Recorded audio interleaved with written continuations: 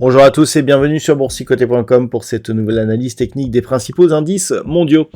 Avec un indice donc CAC 40 GR qui est à l'image de ce qui se passe sur le cash avec une phase de temporisation. Donc vous allez voir qu'on est en nette sous-performance par rapport à d'autres indices mondiaux.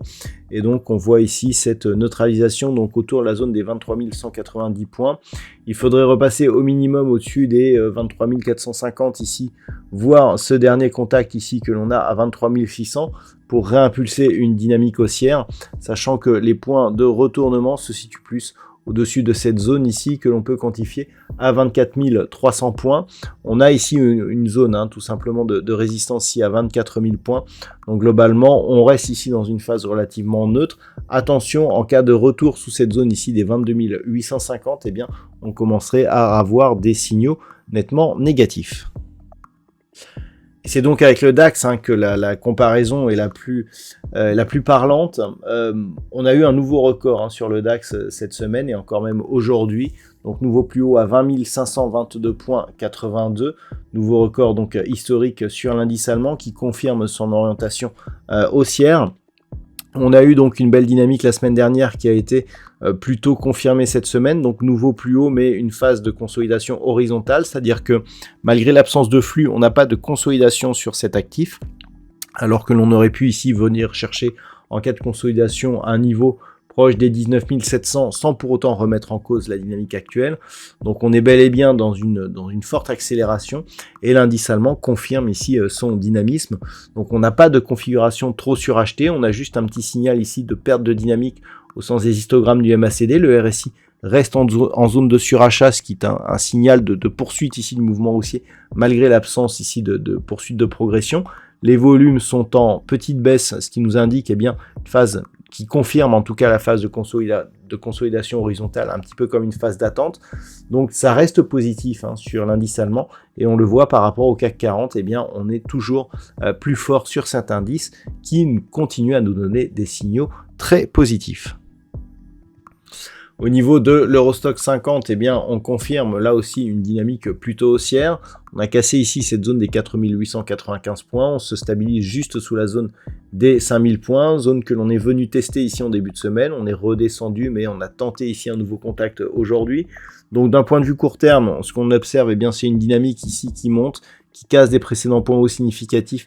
Puis le flux s'arrête, un petit peu comme sur le DAX, on a très peu de phases de consolidation, on reste bien en hauteur ici, nettement au-dessus de la moyenne mobile 20 exponentielle. On aurait pu revenir jusqu'à cette zone ici des 4895 points sans pour autant remettre en cause l'intégralité de la dynamique haussière, donc c'est plutôt positif.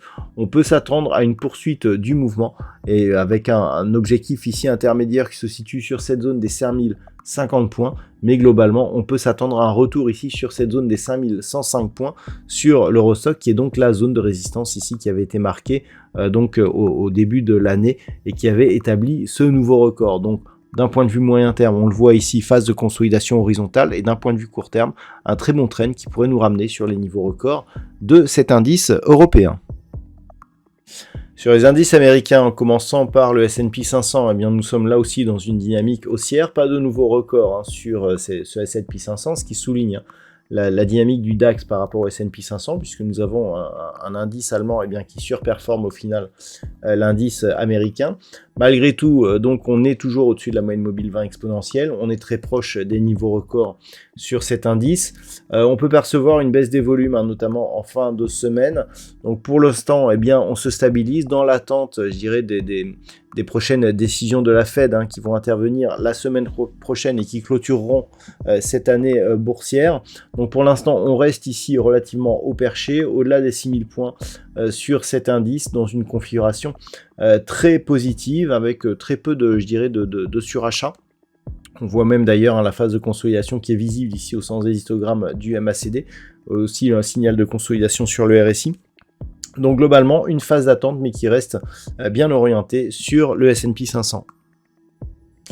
Et il n'y a que le Nasdaq qui arrive à faire comme le DAX avec de nouveaux records aujourd'hui. Alors on en a même eu plusieurs cette semaine. Donc globalement, on est toujours dans un trend très positif, nettement au-dessus des 20 000 points qui ont donc été franchis et qui pour l'instant ne provoquent pas de retour. Donc toujours ici une progression haussière, là aussi une configuration qui n'est pas trop surachetée. On a une petite divergence ici au sens des histogrammes du MACD, idem au niveau du RSI, donc peut-être un signal d'affaiblissement temporaire de la dynamique haussière, mais avec un nouveau plus haut historique, eh bien, difficile de dire que la tendance est en train de changer. Donc ça reste positif, on pourrait revenir jusqu'à cette zone ici des 20 680 points pour avoir éventuellement un signal de retournement, ce qui veut dire que tant que l'on est au-dessus de cette zone, au-dessus de la moyenne mobile 20 exponentielle, eh bien le signal reste relativement fort. Moyenne mobile 20 exponentielle d'ailleurs qui coïncide peu ou prou avec la zone de point haut que nous avions connue ici durant le mois de novembre. Donc c'est toujours très positif sur le Nasdaq qui reste dans un trend fortement haussier. Et enfin au niveau du Nikkei, très peu de mouvements, on reste ici dans un range relativement étroit, très peu de volatilité, des bandes de Bollinger fortement resserrées.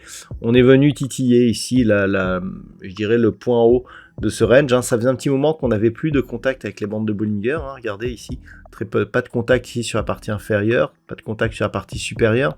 Il faut remonter ici à ce contact que nous avions eu au mois de à la fin septembre pour avoir un contact avec ces bols. Est-ce que c'est annonciateur d'une reprise haussière du marché? Pourquoi pas? On sait que la Banque centrale du Japon commence à envoyer des signaux sur l'évolution de ses taux d'intérêt. Peut-être que cela va réveiller un petit peu cet indice japonais. C'est à surveiller donc actuellement. Il semblerait en tout cas que en absence de flux, eh bien on reste sur des niveaux très proches du nouveau record qui a été établi sur l'indice japonais donc il y a peu, en tout cas proche de la zone des 40 000 points. Une rupture haussière ici, un retour au-delà des 41 100, je dirais voire même une cassure ici des 40 000, eh bien pourrait nous donner des signaux précurseurs d'une dynamique haussière à revenir. Donc pour l'instant ça reste neutre, mais avec une petite option positive sur l'indice japonais. Voilà donc ce que l'on peut dire sur l'analyse technique de ces principaux indices mondiaux. Je vous souhaite de passer un très bon week-end. On se retrouve dès la semaine prochaine pour d'autres analyses techniques, toujours sur le site boursicoté.com.